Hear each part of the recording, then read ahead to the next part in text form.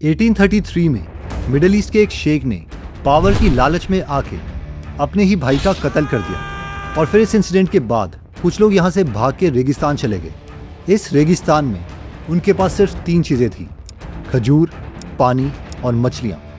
और आज इसी रेगिस्तान को हम दुबई कहते हैं। 6 जनवरी 2004 में दुबई ने दुनिया की सबसे ऊंची बिल्डिंग बनाने का काम स्टार्ट किया और कहा कि हम इस बिल्डिंग को बुर्ज दुबई कहेंगे। लेकिन 4 जनवरी 2010 में जब ये बिल्डिंग कंप्लीट हुई तो अचानक से इसका नाम बुर्ज दुबई से बुर्ज खलीफा कर दिया। लेकिन अचानक से ये डिसीजन क्यों लिया गया?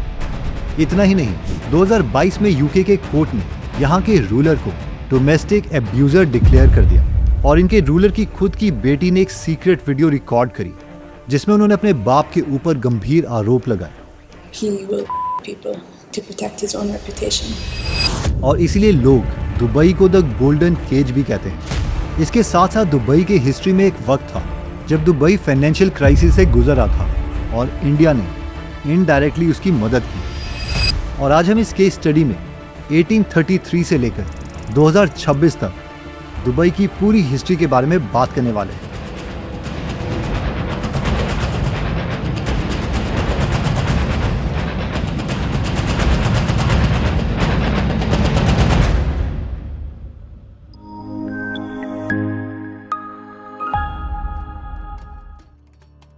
बात है साल 1833 की।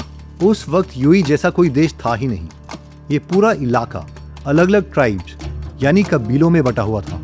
अबू धाबी में बानी यास नाम का एक बहुत बड़ा कबीला राज करता था। इस कबीले के रूलर का नाम था शेख तन्नून बिन शकबूत अल नयान, जिसने अबू धाबी पर 1818 से 1833 तक राज किया। और फिर 1833 में इन्हीं के भाई शेख खलीफा बिन शकबूत ने गद्दी की लालच में आके अपने ही भाई को मार दिया।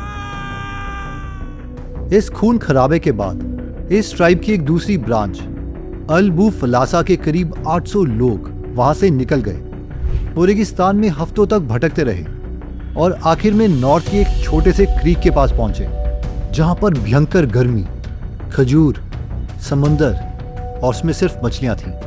और इसी मछुआरों के गांव को आज दुनिया दुबई कहती है।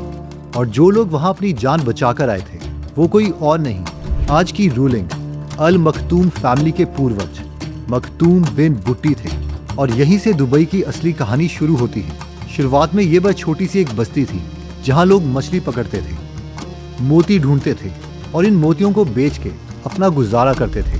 अब क्योंकि दुबई यूरोप और एशिया से एक कनेक्टिंग पॉइंट पर था, इसलिए जो लोग यूरोप से एशिया जाते या एशिया से यूरोप आते वो बीच में कुछ दिनों के लिए इस रेगिस्तान में रुकते। और इसी ज्योग्राफिक इंपॉर्टेंस की वजह से दुबई एक नेचुरल पोर्ट बन गया, जिसकी वजह से यहाँ पर थोड़ी बहुत इंप्रूवमेंट्स होने लग गई। 1901 तक इस पोर्ट की इंप्रूवमेंट्स रुकी हुई थी क्योंकि एशिया से यूरोप जाने वाली जो भी शिप्स यहाँ पर रुकती दुबई उनसे पैसे चार्ज करता। लेकिन फिर 1901 में एक ऐसी इंटरेस्टिंग चीज हुई जिसके बाद दुबई ने एक्सपोनेंशियली ग्रो किया और इसकी वजह थी उनके नए रूलर शेख मखतूम बिन हशेर। उन्हें पता था कि उनके पास कोई ज़्यादा नेचुरल रिसोर्सेज नहीं है, लेकिन उन्होंने सोचा कि हम दूसरों के पैसे और टैलेंट को यहाँ पर बुला सकते हैं। उन्हें पता था कि अगर ज़्यादा लोग यहाँ पर आएंगे तो वो यहाँ पर ज़्यादा पैसा खर्चेंगे, ट्रेड करेंगे, जिसकी वजह से उनका दुबई भी ग्रो करेगा। और इसी की वजह से उन्होंने दुबई को एक फ्री पोर्ट बना दिया, जिसका मतलब था कि अगर कोई भी शिप वहाँ पर आती है तो उससे कोई पैसे नहीं ले जाएंगे, उनसे कोई टैक्स नहीं लिया जाएगा और इवन उन लोगों को प्रोटेक्शन दी जाएगी। और इस एक डिसीजन की वजह से पर्शिया और इंडिया से बड़े बड़े मर्चेंट्स दुबई आकर बसने लग गए। और यही फ्री पोर्ट पॉलिसी आगे चलकर दुबई के लिए सर्वाइवल का सबसे बड़ा सहारा बनी। सब कुछ ठीक चल रहा था, दुबई बहुत तेजी से ग्रो करने लग गया। लेकिन कुछ ही सालों के बाद एक ऐसी चीज हुई जिसने पूरी इकोनॉमी को कमजोर कर दिया। शुरुआत में दुबई की इकोनॉमी मोस्टली मोतियों की वजह से जिंदा थी, यानी यहाँ के लोग बिना किसी ऑक्सीजन टैंक के गर्म और उबलते हुए समंदर में काफी फीट नीचे डाइव करते और वहां से मोती निकालते और इन्हीं मोतियों को दुनिया भर में बेचा जाता, जिससे दुबई पैसे कमाता। लेकिन फिर जापान के एक एंटरप्रेन्योर कोकीची मिकी मोतो ने लैब में पर्ल्स बना दिए। अब इन लैब के मोतियों की खास बात ये थी कि ये मोती एग्जैक्टली एक्चुअल मोती जैसे दिखते और कोई भी दुनिया में बैठा हुआ बायर इन दोनों के बीच में डिफरेंशिएट नहीं कर पाता। और दुबई के लिए इससे भी बड़ी दुख की बात ये थी कि ये लैब के मोती उनके मोतियों से सस्ते थे, जिसकी वजह से नेचुरल पर्ल्स की डिमांड कम होने लगी और 1930 के बीच में दुबई की पूरी इकोनॉमी कमजोर होने लग गई। क्योंकि दुबई में अब इन मोतियों की इंडस्ट्री डूब रही थी, तो यहाँ पर जो मर्चेंट्स बसे थे और पूरी दुनिया में मोती सप्लाई कर रहे थे, उन्होंने मोती छोड़कर कपड़े और दूसरे सामान की ट्रेडिंग करना शुरू कर दिया। दुबई अभी इसी फाइनेंशियल क्राइसिस से निकल ही रहा था कि 1950s में दुबई के सामने एक और नया खतरा आ गया।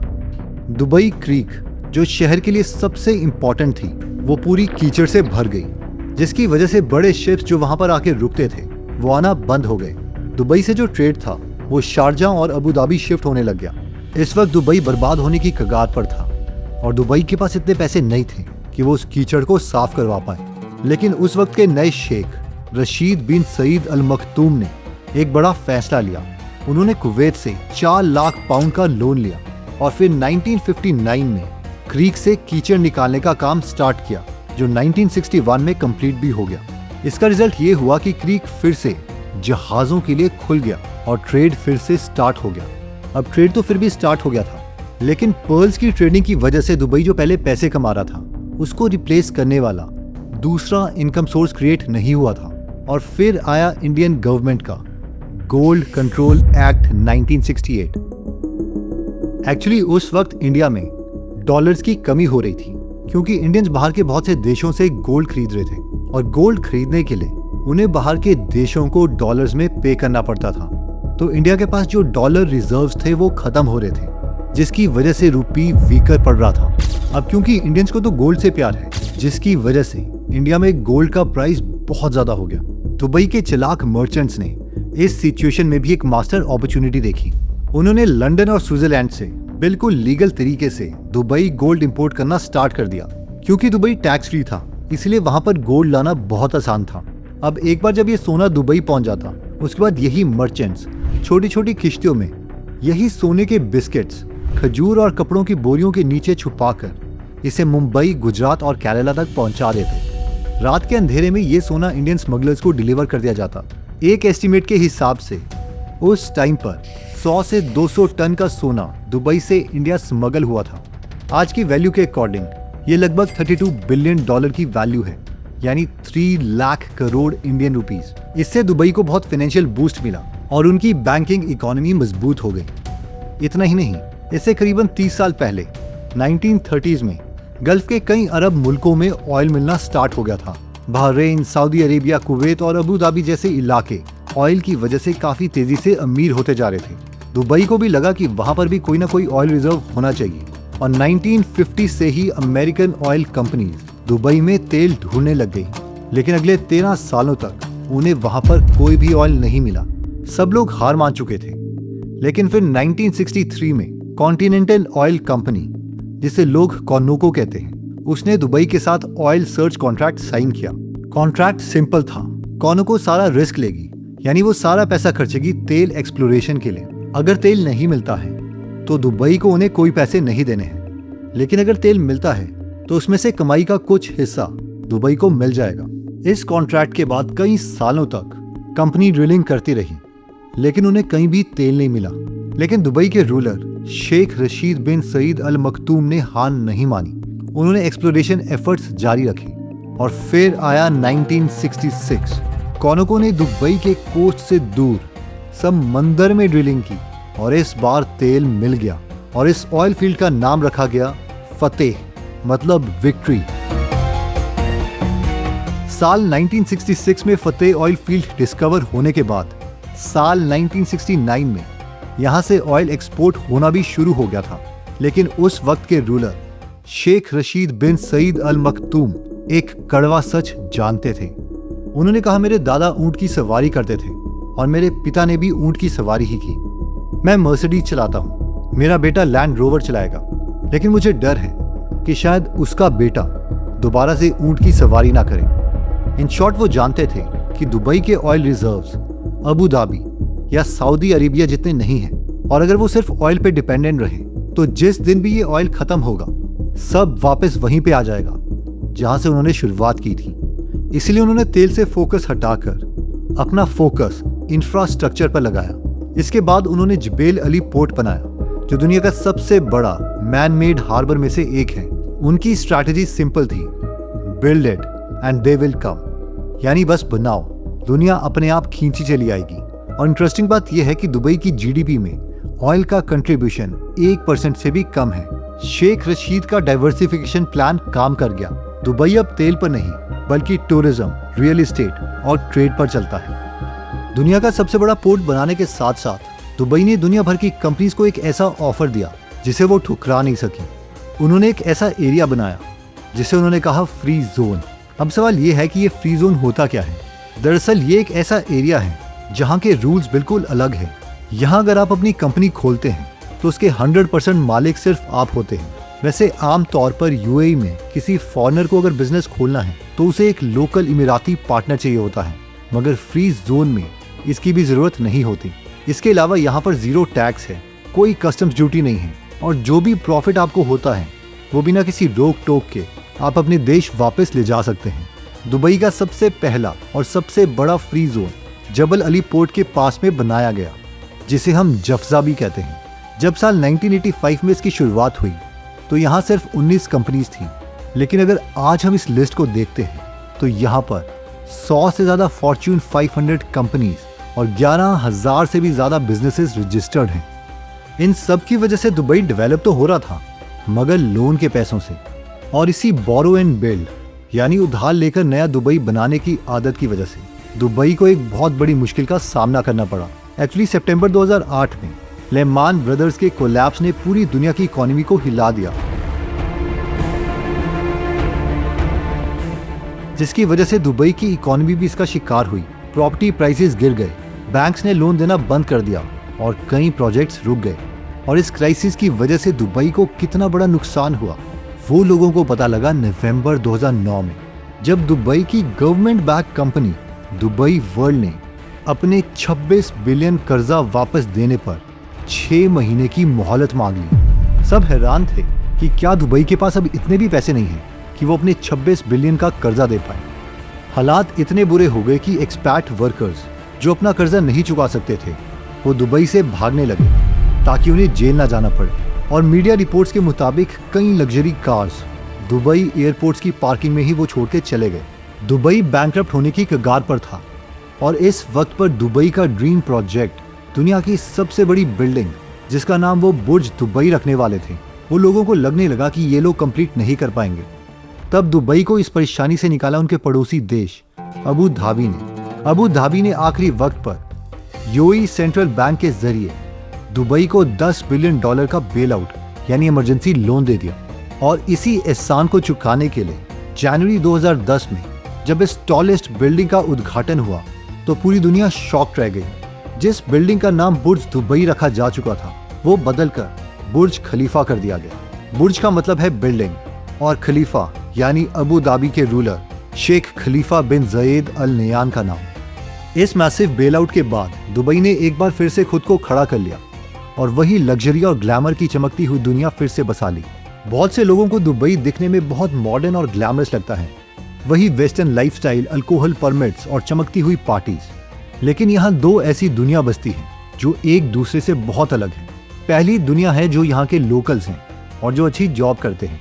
यहाँ के लोकल्स को एमिराटी कहते हैं। अगर आप एक एमिराटी पैदा होते हैं तो समझिए आप जमे ही अमीर हैं। गवर्नमेंट की तरफ से एक एमिराटी को फ्री एजुकेशन और फ्री हेल्थ केयर मिलता है। और अगर एज एन इमराती आप एक डिग्री होल्डर हैं और एक प्राइवेट जॉब कर रहे हैं तो भी सरकार अलग से आपको एक सैलरी का कुछ हिस्सा देगी जो महीने की करीबन 1.5 लाख हो सकती है। इसके साथ साथ जो दूसरी कंट्रीज के लोग यहाँ पर वाइट कॉलर जॉब्स करते हैं वो भी यहाँ की लाइफस्टाइल से काफ़ी खुश नजर आते हैं, क्योंकि उन्हें अपने नेशंस के कंपैरेटिवली दुबई में ज़्यादा सेफ्टी, बेटर फैसिलिटी और ऑब्वियसली बेटर पे मिलती है। लेकिन यहाँ पर सबसे बड़ा स्ट्रगल ब्लू कॉलर वर्कर्स जो बाहर से आते हैं उनके लिए है। अब ऑल्दो यही लोग हैं जिन्होंने अपनी मेहनत से इस शहर को अपनी मजदूरी से, अपनी काबिलियत से खड़ा किया है, लेकिन सबसे बुरी चीज़ें इन्हीं के साथ होती हैं, क्योंकि ये लोग दुबई में कफाला सिस्टम के अंडर आते हैं। अब ये कफाला सिस्टम है क्या? ये दरअसल एक ऐसा स्पॉन्सरशिप सिस्टम है जहां आपका एम्प्लॉयर ही आपका मालिक बन जाता है। पास की कई रिपोर्ट्स के मुताबिक इन वर्कर्स के पासपोर्ट छीन लिए जाते हैं और बिना अपनी बॉस की मर्जी से ना ये जॉब छोड़ सकते हैं और ना ही अपने देश वापस जा सकते हैं। इन्हें सोनापुर और अलकूज जैसे भीड़ भाड़ वाले लेबर कैंप्स में रखा जाता है, जहां 50 डिग्री सेल्सियस की गर्मी में ये लोग कंस्ट्रक्शन साइट्स पर काम करते हैं। इसलिए ह्यूमन राइट्स वॉच जैसी ऑर्गेनाइजेशंस ने इसे मॉडर्न डे स्लेवरी कहा है। लेकिन 2021-2022 के दौरान यूएई गवर्नमेंट ने ग्लोबल प्रेशर की वजह से इस सिस्टम में कुछ चेंजेस किए। 2022 में नया लेबर लॉ आया जिसके अकॉर्डिंग अब एम्प्लॉई अपनी मर्जी से जॉब बदल सकता है और एक एम्प्लॉयर इनका पासपोर्ट नहीं रख सकता। इसके साथ साथ इनकी सरकार ने आउटडोर वर्कर्स के लिए एक ऐसा रूल बनाया है जिससे बहुत लोगों की जान बची है, जिसे कहते हैं मिड डे ब्रेक। इस रूल के अकॉर्डिंग हर 15 जून से 15 सितंबर तक दोपहर 12:30 से 3 बजे तक कोई भी आउटडोर वर्कर सीधा धूप में काम नहीं करेगा। और ये रूल सिर्फ पेपर लॉ में नहीं है, इस रूल की कंप्लायंस रेट 99% से भी ऊपर है। अगर कोई कंपनी इस रूल को तोड़ेगी तो उसे 5,000 दिराम का जुर्माना देना पड़ेगा, जो कि बढ़कर 50,000 दिराम तक भी पहुंच सकता है। इसके अलावा यूएई गवर्नमेंट ने डिलीवरी राइडर्स के लिए पूरे यूएई में 10,000 से ज्यादा एयर कंडीशन्ड रेस्ट स्टेशंस बनाए हैं ताकि वो गर्मी में आराम कर सके। तो ये तो दुबई की कुछ पॉजिटिव साइड्स ही, लेकिन बहुत सी नेगेटिव चीजें भी हैं जिसकी वजह से ही लोग इसे गोल्डन केज बुलाते हैं। बात है ईयर 2000 की, जब दुबई के रूलर की बेटी प्रिंसेस शम्सा इंग्लैंड में छुट्टियां मना रही थी। उन्होंने वहां से भागने की कोशिश की, लेकिन कैम्ब्रिज की सड़कों से उन्हें किडनैप करके प्राइवेट जेट में डाला और वापस दुबई लाया गया। इतना ही नहीं, इन्हीं की बहन प्रिंसेस लतीफा, जो कि एक ट्रेन्ड स्काई डाइवर और एडवेंचर लवर के रूप में जानी जाती है, उन्होंने भी अपने सिस्टर के इस इंसिडेंट के ठीक 18 साल के बाद 2018 में एक डेयरिंग एस्केप प्लान बनाया। वो अपना भेष बदलकर दुबई से ओमान भागी और वहां से जेट स्की के जरिए इंटरनेशनल वाटर्स में जाकर नॉस्ट्रोमो नाम के एक यॉट पर सवार हो गई। उनका मकसद इंडिया पहुंचकर वहां से अमेरिका भागना था, लेकिन इंडियन कोस्ट के पास इंडियन और एमिराटी कमांडोज ने उस यॉट पर रेड कर दी और उन्हें जबरदस्ती वापस दुबई भेज दिया गया। उसके बाद लतीफा का एक सीक्रेटली रिकॉर्डेड वीडियो वायरल हुआ जिसमें उन्होंने अपने फादर पर कई गंभीर आरोप लगाए। My father cares about his reputation. He will kill people. And if you are watching this video, either I'm dead or I'm in a very, very, very bad situation. इतना ही नहीं, 2019 में शेख मोहम्मद की एक्स वाइफ प्रिंसेस हया बिन अल हुसैन, जो Jordanian royal family से हैं, वो अपने बच्चों के साथ यूके चली गई और वहां डाइवोर्स केस फाइल कर दिया। यूके हाई कोर्ट ने शेख मोहम्मद को डोमेस्टिक अब्यूजर और बच्चों के लिए एक थ्रेट डिक्लेयर किया। कोर्ट ने यह भी इस्टेब्लिश किया कि शेख मोहम्मद ने ही प्रिंसेस शम्सा और प्रिंसेस लतीफा को किडनैप करवाया। ये केस यूके हिस्ट्री का सबसे महंगा डाइवोर्स सेटलमेंट में से एक केस बना, जहां शेख मोहम्मद को अपनी एक्स वाइफ को 734 मिलियन यूएस डॉलर्स देने पड़े। लेकिन दोस्तों, ये सब जानते हुए भी दुनिया भर के अमीर लोग दुबई की तरफ फिर भी चले आते हैं, क्योंकि यहाँ पर टैक्स फ्री इनकम है, लग्जरी है, वर्ल्ड क्लास फैसिलिटीज हैं और दुबई में उन्हें वर्ल्ड क्लास सेफ्टी मिलती है। लेकिन अब साल 2026 में इसमें बहुत से चेंजेस दिख रहे हैं। बात है अर्ली 2026 की, जब मिडल ईस्ट की जियोपॉलिटिक्स पूरी तरह हिल गई। यूएस इजराइल के ईरान पर एयर स्ट्राइक्स के बाद ईरान ने जवाबी कार्रवाई की, लेकिन ईरान ने सिर्फ इजराइल या यूएस पर अटैक नहीं किया, बल्कि UAE, Saudi Arabia, Qatar, Bahrain और कुवैत को भी निशाना बनाया। क्यों? क्योंकि इन गल्फ कंट्रीज में अमेरिका के मिलिट्री बेसेस हैं। यूएई में दुबई का जबल एयरपोर्ट एक ऐसा स्ट्रैटेजिक हब है जहां पर यूएस नेवी के वॉरशिप रेगुलरली डॉक करते हैं। और ईरान का कहना है कि वो देश जो हमारे दुश्मन नहीं है, लेकिन उसके बावजूद यूएस को अपनी जगह प्रोवाइड कर रहे हैं, हम उन जगहों पर भी अटैक करेंगे। और इसी वजह से दुबई को भी इस चीज़ का सामना करना पड़ा। 28 फरवरी 2026 से ईरान ने लगातार मिसाइल और ड्रोन स्ट्राइक्स किए। इनमें से ज़्यादातर ड्रोन्स और मिसाइल इंटरसेप्ट हो गए, लेकिन इन ड्रोन से जो मलबा गिरा उसने बहुत डैमेजेस किए। पाम जुमेरा, बुर्ज अल अरब, दुबई इंटरनेशनल एयरपोर्ट और जबेल अली पोर्ट सब टारगेट हुए। दुबई एयरपोर्ट के टर्मिनल डैमेज हुए और 4 लोग इसमें इंजर्ड हो गए, जिसकी वजह से दुबई एयरपोर्ट की काफ़ी फ़्लाइट्स कैंसिल कर दी गई, जिसकी वजह से बहुत से अमीर लोग डर गए और वो दुबई छोड़ के भागने लग गए। दुबई के मुताबिक इस वॉर की वजह से हर 8 में से 1 ब्रिटिश रेजिडेंट यूएई छोड़ के चला गया और कई लोग इतना डर गए कि वो अपने पेट्स को ही रोड पर छोड़कर भाग गए। मगर इसका दूसरा एंगल भी है कि बहुत से दूसरे लोग जो इंडिया और पाकिस्तान जैसी कंट्रीज से दुबई में आए हैं, इन लोगों का मानना है कि दुबई अभी भी दुनिया की सेफेस्ट जगह है जो उन्हें बेटर लाइफस्टाइल प्रोवाइड करता है। तो अब सवाल ये आता है कि क्या एक्चुअल में दुबई अभी भी सेफेस्ट है कि नहीं। अगर हम शेख रशीद की वो मशहूर बात को याद करें कि उन्हें डर है कि उनका पड़पोता दोबारा से ऊंट की सवारी करेगा, तो क्या ये चीज़ पॉसिबल हो सकती है? तो इस बात को तो आने वाला वक्त ही बताएगा, क्योंकि दुबई ने हिस्ट्री में बार बार दुनिया को गलत साबित किया है। अगर आप दुबई में रहते हैं तो आप कमेंट करके बता सकते हैं कि वहाँ पर अभी क्या सिनेरियो है। आई होप आपको ये केस स्टडी अच्छी लगी होगी। मिलते हैं नेक्स्ट केस स्टडी में। जय हिंद।